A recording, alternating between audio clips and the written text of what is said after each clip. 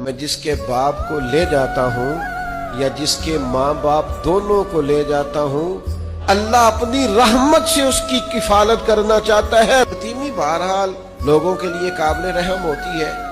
یہ اتنا انوکھا کام ہے کہ ایک دفعہ حضرت موسیٰ علیہ السلام نے اللہ کی بارگاہ سے سوال ہی کر لیا تھا، عرض کی مالک تیری حکمت بڑی عظیم ہے، تو ہی بہتر جانتا ہے، پر چھوٹی عمر میں کسی کے والدین کو لے جانا،